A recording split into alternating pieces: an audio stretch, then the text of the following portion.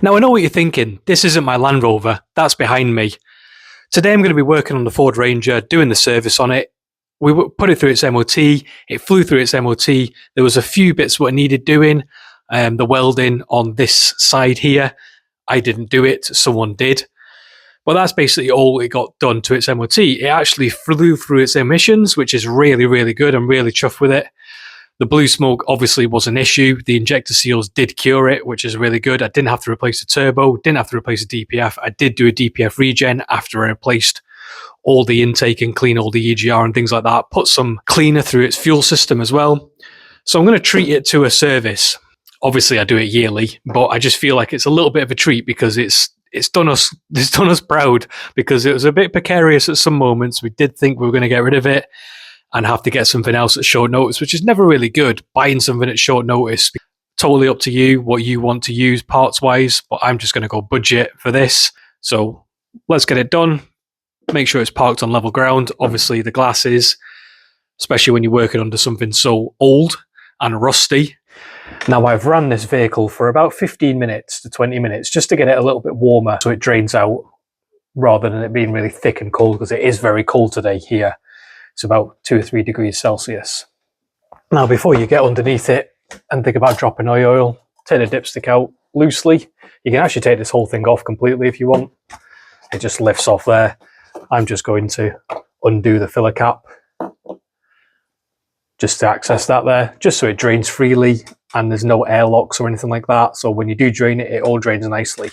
Now you don't actually need to undo any of the underbelly of the vehicle. The sump sits right back here, so there's a little bit actually exposed to the crud from the road, but it's a small hexie there, and you can just get an extra deep on it with a 1/2 inch on it just to undo it. This is like the only snap-on tool I own, a 13 extra deep. I don't remember where I got it. I think I bought it from somewhere because it looked nice and shiny and it looked useful. And for this application, it is useful, which is good. So undo that, get a drip tray below, get it nice and emptied. Now the oil filter located on the 2.2 Ranger is down on the near side wheel arch. That's the left side of the vehicle.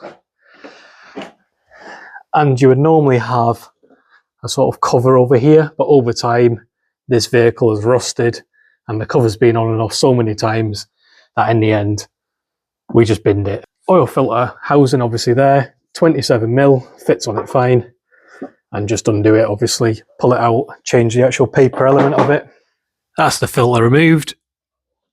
The paper element, stick another drip tray underneath it. You can see I've got the sump still draining, and I've got another drip tray underneath that as well, just to catch what's in the actual oil filter housing as well, because it's going to be a little bit, it's not going to be loads, but it's definitely going to cover your workshop floor if you don't put a drip tray underneath it, as well as the sump. On the oil filter housing, get a flat bladed screwdriver just to ping off the old O-ring on the oil filter housing. This is on the lid. Run it around, and this is quite hard and plasticky now with obviously the heat cycles. You need a little rag in there just to clean that. New one.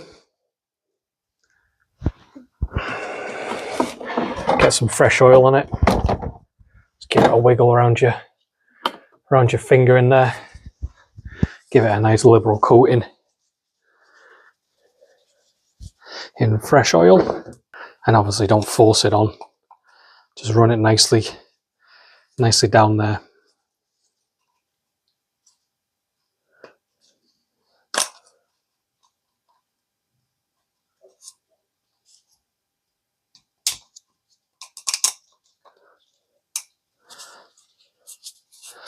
Make sure it's sitting nicely in there. New oil filter now. Stick it in there.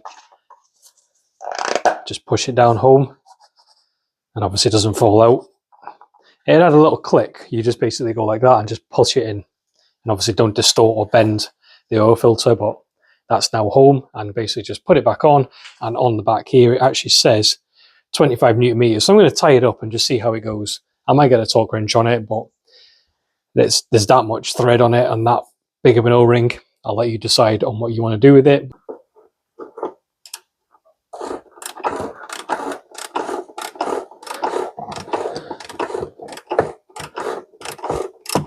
Now here's the old sump bolt, the sump plug. Now it's actually got a rubber gasket on it, a rubber O-ring on it, and it's obviously really perished here. So in the kit what I got, I'm going to put a new sump plug on it. It's actually smaller than the other one. This looks like it's got a magnetic plug on the top of it. We can maybe just get some shards up to see if they gather. So yeah, it has actually got a magnetic plug on it, but it doesn't really get used. Like, I've never seen any particles on this at all. So with the new sump bolt, this is now a 17, the old one was a 13, so I'm going to go with the new one and then see how it fits, or see how it sits, and get it tightened up. I'm not going to torque it or anything like that. I'm just going to put it on hand tight, and a little nip up will do fine. Now it's got this gigantic air filter, so it's just basically undoing these clips. It's actually a really high air intake. It's right up here, so like pretty much in line with my waist. So a decent amount of ground clearance for wading, and this is probably the easiest air filter I think I've ever replaced. Obviously check the box itself for any like debris and things like that. Any like mice decided to nest in here, which would not be ideal. But overall, doesn't look too bad. Clearly going to replace it anyway. Shiny new. It's basically just lifted up. The big light's actually blinding me. But yeah, it just sits in this top bit here. So make sure it's seated nicely. And then obviously, I'm only doing this for the camera's sake, but if that was up there, nicely seated, put it back down, clamp it on, and it's done. It's a really easy filter to replace. So the fuel filter here, the fuel filter housing, there's 4 clips on it, what need lifting off and pinging off. There's also an electrical connector at the bottom. So as it runs down, just take that off as well, because the whole kind of like filter housing needs to come out to be able to get access to the fuel filter. Now, once you do actually take these fuel lines off, it is full of diesel, so it will leak everywhere. You can probably mitigate it by maybe getting a catch tray underneath it somewhere. I've got one on the floor, but you're going to get some diesel overspill for sure out of this thing. You know, it's basically just full of diesel. When that sits as a diarity, right there, I'm keeping it like that so it doesn't obviously leak out. I'm going to get a little tray to pour the diesel in. All right, so I've got the filter in a vise. I haven't put it too tight because obviously it is plastic. And to open it,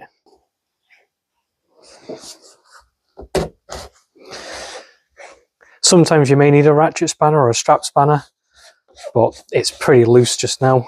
It's not too tight, which is good. I'm expecting this hopefully not to go absolutely everywhere and clatter me, but I would definitely recommend wearing glasses and having it somewhere where you don't mind it going everywhere.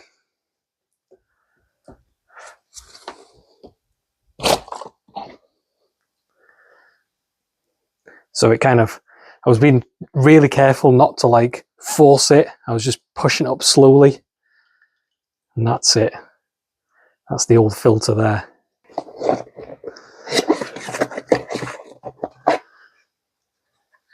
New filter. Basically just giving the top O-ring there, what's already fitted, a little bit of a coating in diesel, just to have it a little bit lubricated, just to save it going in totally dry. Old O-ring. Actually not in that bad condition considering it's been a year.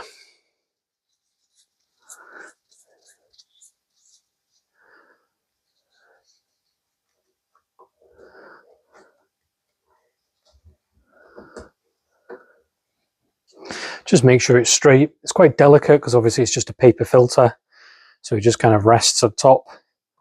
So you don't want to be going absolutely crazy with it.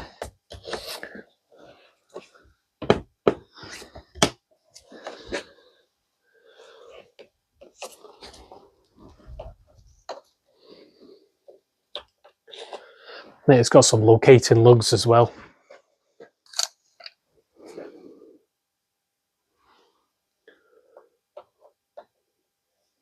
One in there, one in there. And then obviously pull that up and then give it a twist back on, and everything should self-center inside it.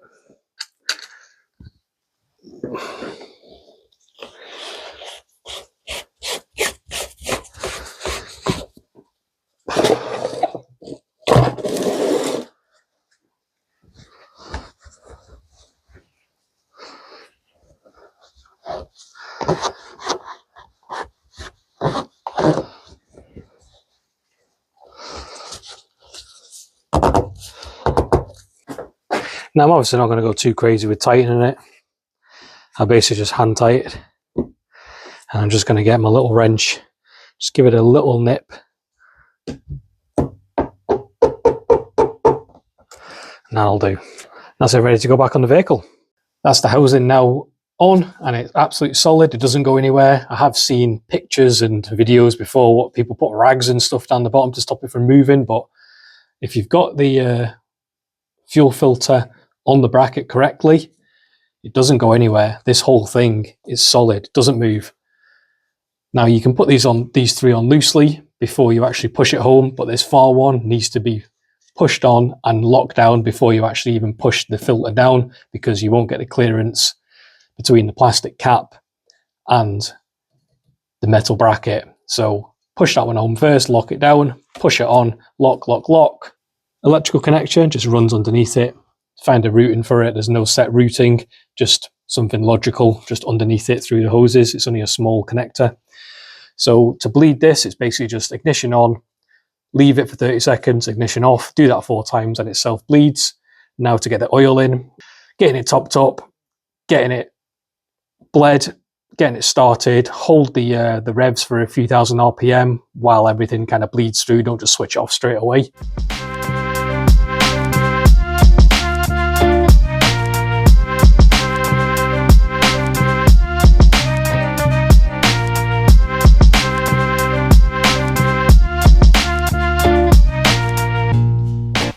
It does take a long time, especially with a small spout as well and a small kind of entry hole for the oil. But 7 litres now in, and that's at the top of the dipstick. Obviously it does take more than 7 litres, but what I'm going to do is now I'm going to start it up, let everything settle, let the oil filter fill back up again, make sure there's no leaks, and then top the oil up with the remaining 0.5 litres of oil, something like that. It takes just under 8. So obviously when you do go to bleed the fuel filter, come back out, make sure there's nothing leaking out of any of it before you start it up.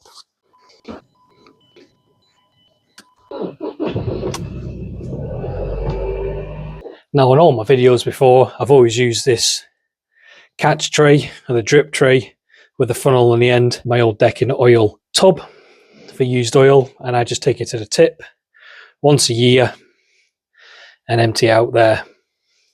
It's actually getting pretty full now though. I would say this is probably the last time I use this without emptying it. That's the service now complete. I think I've earned myself a cup of tea now. Pretty easy engine to service, to be honest. If you do own a 2.2, even a Defender as well, it's slightly different with the air filter and the fuel filter on the Defender, but the basic 2.2 engine is the same as the Defender. It's just dead easy to service yourself. Fuel filter's a little bit fiddly, air filter's really easy, and you don't need a ramp. You know the vehicle's tall enough, you can just kind of like scuttle underneath it and get to the drain plug easily enough. You don't have to take any belly panels off or anything like that either. Really good. I topped up 7 litres first, and then I put the last 0.4 litres in. So in all, 7.4 litres it's taken as a service. Now, it may take more. I left it draining for ages, but the dipstick's full. It's running fine. I'm happy with it as well. So if you have found any of this video useful, do hit the like button and consider subscribing along. Almost at 1,000 subscribers now. So keep going, joining in on me with the workshop. Obviously, this is what I'm working on this week. I work on my cars, and sometimes it's not always Land Rovers behind me. I do have a few jobs outstanding to do on that, but they're not as important as this at the minute because my missus is out with the horse today. So I thought I'd service it, get it all sorted out, and I'll see you for the next one.